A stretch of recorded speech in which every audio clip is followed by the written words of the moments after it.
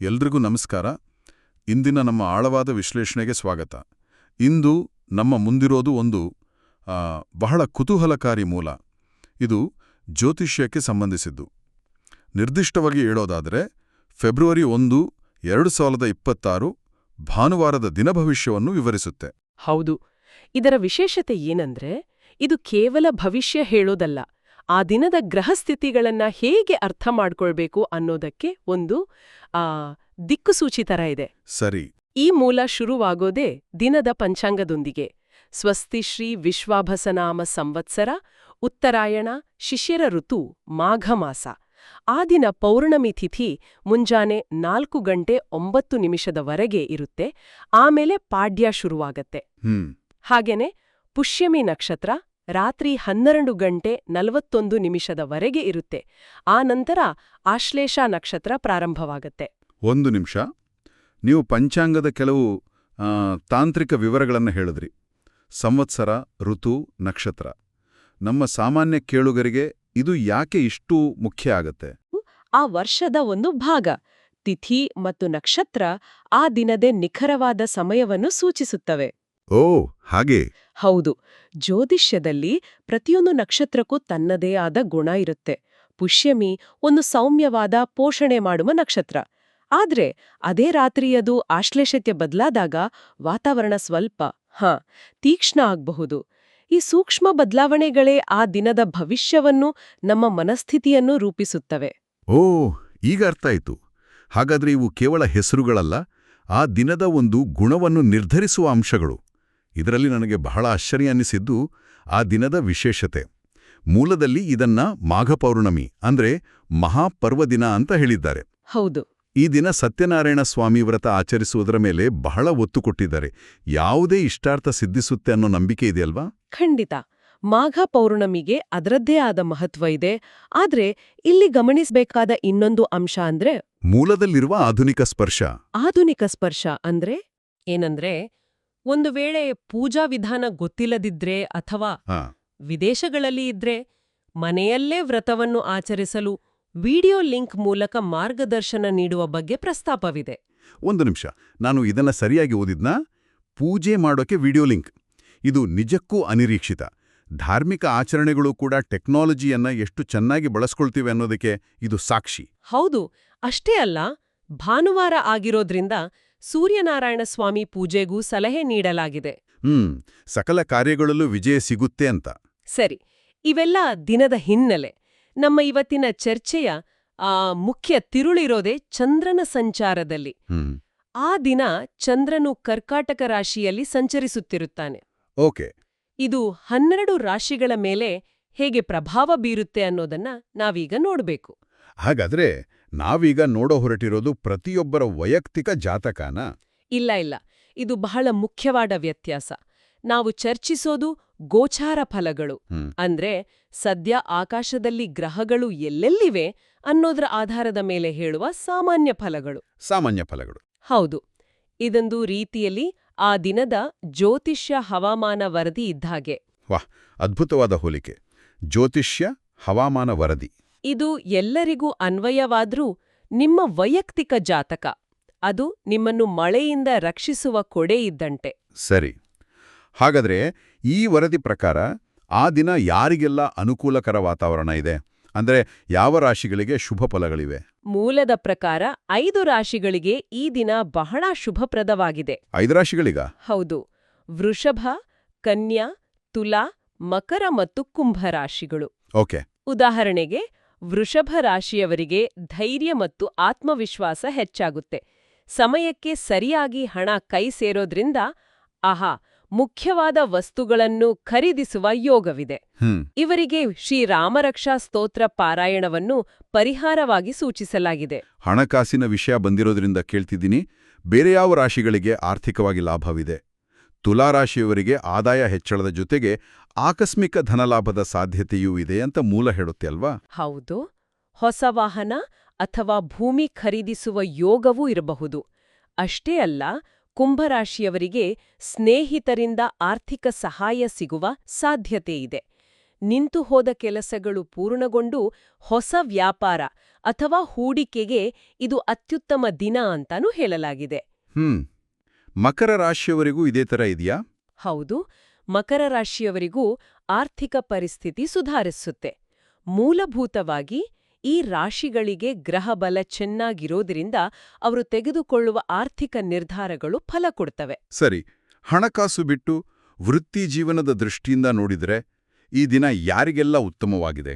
ಮೂಲದ ಪ್ರಕಾರ ಕನ್ಯಾ, ತುಲಾ ಮತ್ತು ಕುಂಭ ರಾಶಿಯವರಿಗೆ ವೃತ್ತಿಯಲ್ಲಿ ಯಶಸ್ಸು ಬಹುತೇಕ ಖಚಿತ. ಓಹ್, ಕನ್ಯಾ ರಾಶಿಯವರಿಗೆ ಕೆಲಸದಲ್ಲಿ ಏಕಾಗ್ರತೆ ಸಿಗತ್ತೆ, ಪಾಲುದಾರಿಕೆ ವ್ಯವಹಾರದಲ್ಲಿ ಲಾಭವಿದೆ. ತುಲಾ ರಾಶಿಯವರಿಗೆ ವೃತ್ತಿ ಕ್ಷೇತ್ರದಲ್ಲಿ ಮನ್ನಣೆ ಮತ್ತು ಪ್ರಶಂಸೆ ಸಿಗಲಿದೆ. ಕುಂಭರಾಶಿಯವರ ಬಗ್ಗೆ ಏನ್ ಹೇಳುತ್ತೆ? ಕುಂಭರಾಶಿಯವರಿಗೆ ಉದ್ಯೋಗದಲ್ಲಿ ಬಡ್ತಿ ಅಥವಾ ವರ್ಗಾವಣೆಯಾಗುವ ಸಾಧ್ಯತೆಯಿದೆ. ವಿದೇಶದಲ್ಲಿ ಹೊಸ ಅವಕಾಶಗಳು ಹುಡುಕಿಕೊಂಡು ಬರಬಹುದು. ಇವೆಲ್ಲ ಕೇಳಲು ಚೆನ್ನಾಗಿದೆ, ಆದರೆ ಜ್ಯೋತಿಷದಲ್ಲಿ ನಾಣ್ಯದ ಎರಗಮುಖಗಳಿರ್ತವೆ ಅಲ್ವಾ? ಎಲ್ಲರಿಗೂ ಈ ದಿನ ಇಷ್ಟೊಂದು ಶುಭವಾಗಿರಲ್ಲ. ಯಾರೆಲ್ಲ ಸ್ವಲ್ಪ ಎಚ್ಚರಿಕೆಯಿಂದ ಇರಬೇಕು? ಖಂಡಿತ. ಮೇಷ, ಮಿಥುನ, ಸಿಂಹ, ವೃಶ್ಚಿಕ, ಧನು ಮತ್ತು ಮೀನ ರಾಶಿಗಳಿಗೆ ಈ ದಿನ ಒಂದಷ್ಟು ಸವಾಲುಗಳಿವೆ ಅಂತ ಮೂಲ ಎಚ್ಚರಿಸುತ್ತೆ. ಹಾಗಾದ್ರೆ ವೃತ್ತಿ ವಿಷಯದಲ್ಲೇ ಮುಂದುವರಿಯೋಣ. ಕೆಲಸದ ವಿಚಾರದಲ್ಲಿ ಯಾರಿಗೆಲ್ಲ ಕಷ್ಟ ಆಗ್ಬೋದು? ಮೇಷರಾಶಿಯವರಿಗೆ ವೃತ್ತಿಯಲ್ಲಿ ಅಧಿಕ ಶ್ರಮ ಮತ್ತು ಒತ್ತಡವಿರುತ್ತೆ ಅಂತ ಮೂಲ ಹೇಳುತ್ತೆ. ಉದ್ಯೋಗ ಸಂದರ್ಶನಗಳಲ್ಲಿ ನಿರಾಸೆಯಾಗುವ ಸಾಧ್ಯತೆ ಇದೆ. ಅದೇ ರೀತಿ ಸಿಂಹರಾಶಿಯವರಿಗೆ ಯಾವುದೇ ಕೆಲಸದಲ್ಲಿ ಶ್ರದ್ಧೆಯ ಕೊರತೆ ಕಾಡಬಹುದು. ವೃಶ್ಚಿಕ ರಾಶಿಯವರಿಗೆ ಕೆಲಸದಲ್ಲಿ ಆಸಕ್ತಿ ಕಡಿಮೆಯಾಗುವ ಬಗ್ಗೆಯೂ ಪ್ರಸ್ತಾಪವಿದೆ. ಇವು ಶುಭ ರಾಶಿಗಳ ಫಲಗಳಿಗೆ ಸಂಪೂರ್ಣ ವ್ಯತಿರಿಕ್ತವಾಗಿವೆ. ಇದು ಆಸಕ್ತಿಕರವಾಗಿದೆ. ಒಂದೇ ದಿನ ಒಂದೇ ಗ್ರಹಸ್ಥಿತಿ, ಆದರೆ ಕೆಲವರಿಗೆ ಯಶಸ್ಸು, ಕೆಲವರಿಗೆ ಒತ್ತಡ. ಹಣಕಾಸಿನ ವಿಚಾರದಲ್ಲೂ ಇದೇ ರೀತಿ ವ್ಯತ್ಯಾಸಗಳಿವೆಯಾ? ಖಂಡಿತ ಇವೆ. ಶುಭ ರಾಶಿಗಳಿಗೆ ಧನಲಾಭದ ಬಗ್ಗೆ ಹೇಳಿದ್ರೆ, ಈ ಸವಾಲಿರುವ ರಾಶಿಗಳಿಗೆ ಖರ್ಚು ಮತ್ತು ನಷ್ಟದ ಬಗ್ಗೆ ಎಚ್ಚರಿಕೆ ನೀಡಲಾಗಿದೆ. ಮೇಷ ರಾಶಿಯವರಿಗೆ ಅನಗತ್ಯ ಖರ್ಚುಗಳು, ಆಮೇಲೆ ಪ್ರಯಾಣಗಳು ಎದುರಾಗಬಹುದು. ಓಕೆ. ಸಿಂಹ ರಾಶಿಯವರು ಷೇರ್ ಮಾರುಟ್ಟೆ ಅಥವಾ ಬೆಟ್ಟಿಂಗ್ನಲ್ಲಿ ಹಣ ಹೂಡಿದ್ರೆ ನಷ್ಟವಾಗುವ ಸಾಧ್ಯತೆ ಹೆಚ್ಚು. ಮೀನ ರಾಶಿಯವರಿಗೆ ಹಣಕಾಸಿನ ಮುಗ್ಗಟ್ಟು ಮತ್ತು ಪಾಲುದಾರಿಕೆ ವ್ಯವಹಾರದಲ್ಲಿ ನಷ್ಟದ ಸೂಚನೆಗಳಿವೆ. ಓಹ್, ಇದರಲ್ಲಿ ಮಿಥುನ ರಾಶಿಯವರ ಬಗ್ಗೆ ಒಂದು ಗಂಭೀರ ಎಚ್ಚರಿಕೆ ಇದೆ ಅಂತ ಕಾಣುತ್ತೆ. ನಂಬಿದವರಿಂದಲೇ ಮೋಸ ಹೋಗುವ ಸಾಧ್ಯತೆ ಇದೆ ಅಂತ. ಇದು ಹಣಕಾಸಿಗೂ ಸಂಬಂಧಿಸಿದ್ದ? ಹೌದು, ಇದು ಹೆಚ್ಚಾಗಿ ಹಣಕಾಸು ಅಥವಾ ವ್ಯವಹಾರಕ್ಕೆ ಸಂಬಂಧಿಸಿರಬಹುದು. ಆ ದಿನ ಚಂದ್ರನ ಸ್ಥಿತಿ ನಮ್ಮ ಜಡ್ಜ್ಮೆಂಟ್ ಮೇಲೆ ಪರಿಣಾಮ ಬೀರಬಹುದು. ಇದು ನಾವು ಆನ್ಲೈನ್ನಲ್ಲಿ ಒಂದು ವಸ್ತು ಖರೀದಿಸುವಾಗ ವಿಮರ್ಶೆಗಳನ್ನು ನೋಡದೆ ಥಟ್ಟನೆ ಖರೀದಿಸಿದಂತೆ, ಆಮೇಲೆ ಮೋಸ ಹೋದೆಮೋ ಅಂತ ಗೊತ್ತಾಗುತ್ತೆ. ಸರಿ ಸರಿ. ಹಾಗಾಗಿ ಮಿಥುನ ರಾಶಿಯವರು ಅಂದು ಯಾವುದೇ ನಿರ್ಧಾರ ತೆಗೆದುಕೊಳ್ಳುವ ಮುನ್ನ ಅದರಲ್ಲೂ ಹಣದ ವಿಚಾರದಲ್ಲಿ 2 ಬಾರಿ ಯೋಚಿಸುವುದು ಉತ್ತಮ. ಇವರಿಗೆ ದತ್ತಾತ್ರೇಯ ಸ್ತವ ಪಾರಾಯಣವನ್ನು ಪರಿಹಾರವಾಗಿ ಹೇಳಲಾಗಿದೆ. ಆರೋಗ್ಯದ ಬಗ್ಗೆಯೂ ಕೆಲವು ನಿರ್ದಿಷ್ಟ ಎಚ್ಚರಿಕೆಗಳಿವೆ. ಸಿಂಹರಾಶಿಯವರಿಗೆ ಕಣ್ಣು, ಕಾಲು, ಹೊಟ್ಟೆಗೆ ಸಂಬಂಧಿಸಿದ ಸಮಸ್ಯೆಗಳು. ಧನುರಾಶಿಯವರಿಗೆ ಶಸ್ತ್ರಚಿಕಿತ್ಸೆಯ ಸಾಧ್ಯತೆ. ಇವೆಲ್ಲ ಕೇಳಲು ಸ್ವಲ್ಪ ಭಯ ಹುಟ್ಟಿಸ್ತವೆ. ಭಯ ಬೇಡ, ಜಾಗರೂಕತೆ ಇರಲಿ ಅನ್ನೋದು ಇದರ ಉದ್ದೇಶ. ಜ್ಯೋತಿಷ್ಯವು ಸಂಭಾವ್ಯ ಸಮಸ್ಯೆಗಳನ್ನು ಮುಂಚಿತವಾಗಿ ತಿಳಿಸಿ ನಾವು ಎಚ್ಚರಿಕೆ ವಹಿಸಲು ಸಹಾಯ ಮಾಡುತ್ತೆ. ಓಕೆ. ಉದಾಹರಣೆಗೆ, ಧನುರಾಶಿಯವರಿಗೆ ರಾತ್ರಿ ಪ್ರಯಾಣವನ್ನು ಮುಂದೂಡಲು ಸಲಹೆ ನೀಡಲಾಗಿದೆ. ಇದು ಆತುರದ ನಿರ್ಧಾರಗಳಿಂದ ಆಗಬಹುದಾದ ಅನಾಹುತವನ್ನ ತಪ್ಪಿಸುವ ಒಂದು ಮುನ್ನೆಚ್ಚರಿಕೆ. ಒಂದು ನಿಮಿಷ. ತುಲಾರಾಶಿಯವರಿಗೆ ತಾಳ್ಮೆ ಮುಖ್ಯ ಅಂತ ಹೇಳಿದ್ರಿ. ಧನುರಾಶಿಯವರಿಗೆ ಆತುರದ ನಿರ್ಧಾರದಿಂದ ನಷ್ಟ ಅಂತಾನೂ ಹೇಳಿದ್ರಿ. ಇವೆರಡೂ ಒಂದೇ ನಾಣ್ಯದ 2 ಮುಖಗಳಂತೆ ಕಾಣ್ತಿದೆ. ಈ ದಿನ ಗ್ರಹಸ್ಥಿತಿ ನಮ್ಮ ತಾಳ್ಮೆಯ ಪರೀಕ್ಷೆ ನಡೆಸ್ತಿದೆಯಾ?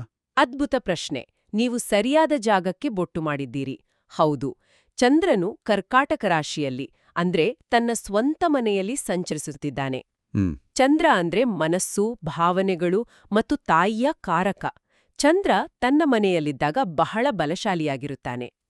ಹಾಗಾಗಿ ಆ ದಿನ ನಮ್ಮ ನಿರ್ಧಾರಗಳು ತರ್ಕಕ್ಕಿಂತ ಹೆಚ್ಚಾಗಿ ಭಾವನೆಗಳಿಂದ ಪ್ರೇರಿತವಾಗಿರುತ್ತವೆ. ಅದಕ್ಕಾಗಿಯೇ ತಾಳ್ಮೆ ಮತ್ತು ಆತುರದ ಬಗ್ಗೆ ಮೂಲದಲ್ಲಿ ಪದೇ ಪದೇ ಎಚ್ಚರಿಸಲಾಗಿದೆ. ಅಂದ್ರೆ ಭಾವನೆಗಳ ಅತಿರೇಕವೇ ಕೆಲವರಿಗೆ ಲಾಭ ತಂದ್ರೆ ಇನ್ನು ಕೆಲವರಿಗೆ ನಷ್ಟ ತರಬಹುದು. ನಿಖರವಾಗಿ. ಈಗ ಎಲ್ಲವೂ ಒಂದಕ್ಕೊಂದು ಸಂಬಂಧ ಕಲ್ಪಿಸುತ್ತಿದೆ. ಹಣಕಾಸಿನ ನಿರ್ಧಾರಗಳು, ಸಂಬಂಧಗಳು ಮತ್ತು ಆರೋಗ್ಯ, ಇವೆಲ್ಲವೂ ನಮ್ಮ ಭಾವನಾತ್ಮಕ ಸ್ಥಿತಿಗೆ ನೇರವಾಗಿ ಸಂಬಂಧಿಸಿವೆ. ಹೌದು. ಇದೇ ಕಾರಣಕ್ಕೆ ಈ 3 ವಿಷಯಗಳು ಈ ದಿನದ ಭವಿಷ್ಯದಲ್ಲಿ ಮುನ್ನೆಲೆಗೆ ಬಂದಿವೆ. ಸಂಬಂಧಗಳ ವಿಷಯವನ್ನೇ ತೆಗೆದುಕೊಳ್ಳಿ. ವೃಷಭ ರಾಶಿಯವರಿಗೆ ಶುಭ ಕಾರ್ಯಗಳಲ್ಲಿ ಭಾಗವಹಿಸುವ ಯೋಗವಿದೆ. ಕನ್ಯಾ ರಾಶಿಯವರಿಗೆ ದಾಂಪತ್ಯದ ಸಮಸ್ಯೆಗಳು ಬಗೆಹರಿಯುತ್ತವೆ. ಆದ್ರೆ ಮತ್ತೊಂದೆಡೆ ಮೇಷರಾಶಿಯವರಿಗೆ ಸ್ನೇಹಿತರೊಂದಿಗೆ ಕಲಹ, ಸಿಂಹರಾಶಿಯವರಿಗೆ ಪ್ರೀತಿಪಾತ್ರರಿಂದ ದೂರವಾಗುವ ಸಂಭವ ಮತ್ತು ವೃಶ್ಚಿಕ ರಾಶಿಯವರಿಗೆ ಕುಟುಂಬದಲ್ಲಿ ತಪ್ಪು ತಿಳುವಳಿಕೆ ಉಂಟಾಗುವ ಸಾಧ್ಯತೆಯಿದೆ ಅಂತ ಮೂಲ ಎಚ್ಚರಿಸುತ್ತೆ. ಎಲ್ಲವೂ ಭಾವನೆಗಳ ಆಟ. ಹಾಗಾದರೆ ಒಂದು ರಾಶಿ ಬಾಕಿ ಉಳಿದಿದೆ, ಕರ್ಕಾಟಕ ರಾಶಿ. ಚಂದ್ರ ಇದೇ ರಾಶಿಯಲ್ಲಿ ಸಂಚರಿಸ್ತಿರೋದ್ರಿಂದ ಇದು ವಿಶೇಷವಾಗಿರಬೇಕು. ಇವರ ಫಲ ಹೇಗಿದೆ? ಕರ್ಕಾಟಕ ರಾಶಿಯವರಿಗೆ ಮಿಶ್ರ ಫಲವಿದೆ ಅಂತ ಹೇಳಬಹುದು. ಮಿಶ್ರ ಫಲ? ಹೌದು. ಒಂದು ಕಡೆ ಕಳೆದುಹೋದ ಹಣ ಅಥವಾ ವಸ್ತುಗಳು ಮರಳಿ ಸಿಗುವ ಸಾಧ್ಯತೆಯಿದೆ, ಇಷ್ಟಾರ್ಥಗಳು ಸಿದ್ಧಿಸ್ತವೆ. ಸೋಮಾರಿತನ ಕಡಿಮೆಯಾಗಿ ಚೈತನ್ಯ ಹೆಚ್ಚುತ್ತದೆ. ಇದು ಕೇಳಲು ಶುಭ ಫಲದಂತೆಯೇ ಇದೆಯಲ್ಲ, ಇದರಲ್ಲಿ ಮಿಶ್ರ ಎಲ್ಲಿದೆ? ಇಲ್ಲ. ಇಲ್ಲೊಂದು ಎಚ್ಚರಿಕೆಯ ಮಾತಿದೆ. ಅನಗತ್ಯ ಮಾತುಕತೆಯಿಂದ ದೂರವಿರಲು ಮೂಲದಲ್ಲಿ ಸ್ಪಷ್ಟವಾಗಿ ಹೇಳಲಾಗಿದೆ. ಓ. ಚಂದ್ರ ಮನಸ್ಸಿನ ಕಾರಕನಾಗಿರೋದ್ರಿಂದ ಮತ್ತು ಕರ್ಕಾಟಕ ರಾಶಿಯಲ್ಲಿರೋದ್ರಿಂದ ಇವರ ಮಾತುಗಳು ಬಹಳ ಭಾವನಾತ್ಮಕವಾಗಿರಬಹುದು. ಹಾಗಾಗಿ ಶುಭ ಫಲಗಳಿದ್ರೂ ಮಾತಿನ ಮೇಲೆ ಹಿಡಿತವಿಲ್ಲದಿದ್ರೆ ಸಮಸ್ಯೆಗಳು ಉದ್ಭವಿಸಬಹುದು. ಇದೇ ಮಿಶ್ರಫಲದ ಸ್ವರೂಪ. ಸರಿ. ಇವರಿಗೆ ಸುಬ್ರಹ್ಮಣ್ಯ ಸ್ತೋತ್ರ ಪಾರಾಯಣವನ್ನು ಪರಿಹಾರವಾಗಿ ಸೂಚಿಸಲಾಗಿದೆ. ಸರಿ. ಈಗ ಈ ಎಲ್ಲಾ ಭವಿಷ್ಯವಾಣಿಯ ಜೊತೆಗೆ ಒಂದು ಕುತೂಹಲಕಾರಿ ಅಂಶವಿದೆ. ಪ್ರತಿಯೊಂದು ರಾಶಿಗೂ ನಿರ್ದಿಷ್ಟವಾದ ಸ್ತೋತ್ರ ಪಾರಾಯಣದಂತಹ ಪರಿಹಾರವನ್ನು ಸೂಚಿಸಲಾಗಿದೆ. ಹನುಮಾನ್ ಚಾಲೀಸಾ, ವೆಂಕಟೇಶ್ವರ ಸ್ತೋತ್ರ, ಹೀಗೆ. ಹೌದು. ಇದು ಕೇವಲ ಭವಿಷ್ಯ ನುಡಿಯುವುದಕ್ಕಿಂತ ಒಂದು ರೀತಿಯ ಕ್ರಿಯಾತ್ಮಕ ಮಾರ್ಗದರ್ಶನ ನೀಡಿದಂತಿದೆ. ಇದು ಬಹಳ ಮುಖ್ಯವಾದ ಒಳನೋಟ. ಜ್ಯೋತಿಷ್ಯದ ಚೌಕಟ್ಟಿನಲ್ಲಿ ಗ್ರಹಗಳ ಪ್ರಭಾವವನ್ನು ಸಂಪೂರ್ಣವಾಗಿ ಬದಲಾಯಿಸಲು ಸಾಧ್ಯವಿಲ್ಲದಿದ್ರೂ ಇಂತಹ ಆಧ್ಯಾತ್ಮಿಕ ಪರಿಹಾರಗಳ ಮೂಲಕ ನಕಾರಾತ್ಮಕ ಪ್ರಭಾವಗಳನ್ನು ಕಡಿಮೆ ಮಾಡಬಹುದು. ಅಥವಾ ಸಕಾರಾತ್ಮಕ ಪ್ರಭಾವಗಳನ್ನು ಹೆಚ್ಚಿಸಬಹುದು. ಹೌದು. ಇದು ವಿಧಿಯ ಜೊತೆಗೆ ವ್ಯಕ್ತಿಯ ಪ್ರಯತ್ನಕ್ಕೂ ಒಂದು ಪಾತ್ರವನ್ನು ನೀಡುತ್ತದೆ. ಈ ವಿಶ್ಲೇಷಣೆಯ ಕೊನೆಯಲ್ಲಿ ಮೂಲದಲ್ಲಿ ಒಂದು ಸ್ಪಷ್ಟೀಕರಣ ನೀಡಲಾಗಿದೆ. ಇದು ನಾವು ಮೊದಲೇ ಚರ್ಚಿಸಿದ ಆ ಸಾಮಾನ್ಯ ಮತ್ತು ವ್ಯಕ್ತಿಗತ ಭವಿಷ್ಯದ ನಡುವಿನ ವ್ಯತ್ಯಾಸವನ್ನು ಮತ್ತೊಮ್ಮೆ ಎತ್ತಿ ತೋರಿಸುತ್ತೆ. ಹೌದು. ಮೂಲದಲ್ಲಿ ಸ್ಪಷ್ಟವಾಗಿ ಹೇಳಿರುವಂತೆ ಇವು ಗೋಚಾರ ಫಲಗಳು. ಅಂದ್ರೆ ಒಂದು ರಾಶಿಯಲ್ಲಿ ಜನಿಸಿದ ಕೋಟ್ಯಾಂತರ ಜನರಿಗೆ ಅನ್ವಯಿಸುವ ಸಾಮಾನ್ಯ ಫಲಗಳು. ಆದ್ರೆ ವೈಯಕ್ತಿಕ ಭವಿಷ್ಯ ಅನ್ನೋದು ಅವರವರ ಜನ್ಮಕುಂಡಲಿ, ದಶಾಭುಕ್ತಿಗಳ ಮೇಲೆ ಅವಲಂಬಿತವಾಗಿರುತ್ತದೆ. ಅದಕ್ಕಾಗಿಯೇ ಮೂಲದಲ್ಲಿ ವೈಯಕ್ತಿಕ ಜಾತಕದ ವಿಶ್ಲೇಷಣೆ ಮತ್ತು ಕೆಲವು ಯಂತ್ರಗಳ ಬಗ್ಗೆಯೂ ಪ್ರಸ್ತಾಪಿಸಲಾಗಿದೆ. ಹಾಗಾದ್ರೆ ಗೋಚಾರ ಫಲಗಳು ಒಂದು ಸಾಮಾನ್ಯ ನಕ್ಷೆಯಂತೆ ಮತ್ತು ವ್ಯಕ್ತಿಗತ ಜಾತಕ ವಿಶ್ಲೇಷಣೆ ಗೂಗಲ್ ಮ್ಯಾಪ್ಸ್ನಂತೆ ನಿಖರವಾದ ದಾರಿಯನ್ನು ತೋರಿಸುತ್ತೆ ಅಂತ ಹೇಳಬಹುದಾ? ಅದ್ಭುತ ಹೋಲಿಕೆ. ಖಂಡಿತ ಹೇಳಬಹುದು. ಸಾಮಾನ್ಯ ನಕ್ಷೆ ಎಲ್ಲರಿಗೂ ದಾರಿ ತೋರಿಸುತ್ತೆ, ಆದರೆ ವೈಯಕ್ತಿಕ ನಕ್ಷೆ ನಿಮ್ಮ ನಿಖರವಾದ ಗುರಿಯನ್ನು ತಲುಪಲು, ದಾರಿಯಲ್ಲಿನ ಅಡೆತಡೆಗಳನ್ನು ತಪ್ಪಿಸಲು ಸಹಾಯ ಮಾಡುತ್ತದೆ. ಸರಿ. ಹಾಗಾದರೆ ಇಂದಿನ ನಮ್ಮ ಚರ್ಚೆಯನ್ನು ಒಟ್ಟುಗೂಡಿಸೋಣ. ನಾವು ನೋಡಿದಂತೆ ಫೆಬ್ರವರಿ 1, 2026 ಮಾಘ ಪೂರ್ಣಿಮೆಯ ದಿನ. ಚಂದ್ರನು ತನ್ನದೇ ಮನೆಯಾದ ಕರ್ಕಾಟಕ ರಾಶಿಯಲ್ಲಿ ಬಲಶಾಲಿಯಾಗಿರುವುದರಿಂದ ನಮ್ಮ ಭಾವನೆಗಳು ಮತ್ತು ನಿರ್ಧಾರಗಳ ಮೇಲೆ ಆಳವಾದ ಪ್ರಭಾವ ಬೀರುತ್ತಾನೆ. ಹೌದು. ಇದು ಕೆಲವರಿಗೆ ಯಶಸ್ಸು ಮತ್ತು ಸಂತೋಷವನ್ನು ತಂದ್ರೆ, ಇನ್ನು ಕೆಲವರಿಗೆ ಸವಾಲು ಮತ್ತು ಎಚ್ಚರಿಕೆಯ ದಿನವಾಗಿದೆ. ಮುಖ್ಯವಾಗಿ ಈ ಮೂಲ ಕೇವಲ ಮುನ್ಸೂಚನೆಗಳನ್ನು ನೀಡುತ್ತಿಲ್ಲ. ಅದು ಆಚರಣೆಗಳು, ಪೂಜೆಗಳು ಮತ್ತು ಸ್ತೋತ್ರ ಪಾರಾಯಣಗಳಂತಹ ಪರಿಹಾರಗಳ ಮೂಲಕ ಆ ದಿನವನ್ನು ಎದುರಿಸಲು ಒಂದು ಸಂಪೂರ್ಣ ಚೌಕಟ್ಟನ್ನೇ ಒದಗಿಸುತ್ತೆ. ಹೌದು. ಇದು ಭವಿಷ್ಯವನ್ನು ಕೇವಲ ಸ್ವೀಕರಿಸುವುದಕ್ಕಿಂತ ಅದನ್ನು ಸಕಾರಾತ್ಮಕವಾಗಿ ಪ್ರಭಾವಿಸಲು ಪ್ರಯತ್ನಿಸುವ ಒಂದು ದೃಷ್ಟಿಕೋನವನ್ನು ನೀಡುತ್ತದೆ.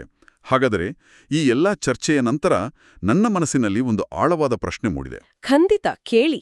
ಈ ಮೂಲದ ಪ್ರಕಾರ ಗ್ರಹಸ್ಥಿತಿಗಳು ನಮ್ಮ ದೈನಂದಿನ ಜೀವನದ ಮೇಲೆ ಪ್ರಭಾವ ಬೀರುತ್ತವೆ.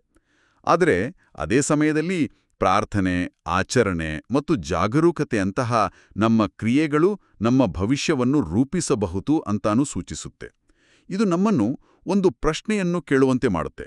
ನಮ್ಮ ದಿನದ ಎಷ್ಟು ಭಾಗ ನಕ್ಷತ್ರಗಳಿಂದ ಪೂರ್ವನಿರ್ಧಾರಿತವಾಗಿದೆ ಮತ್ತು ಅದಕ್ಕೆ ಪ್ರತಿಕ್ರಿಯೆಯಾಗಿ ನಾವು ಮಾಡುವ ಆಯ್ಕೆಗಳಿಂದ ಎಷ್ಟು ಭಾಗವನ್ನು ನಾವೇ ಬರೀತೇವೆ? ಈ ಯೋಚನೆಯೊಂದಿಗೆ ಇಂದಿನ ನಮ್ಮ ಚರ್ಚೆಯನ್ನು ಮುಗಿಸೋಣ.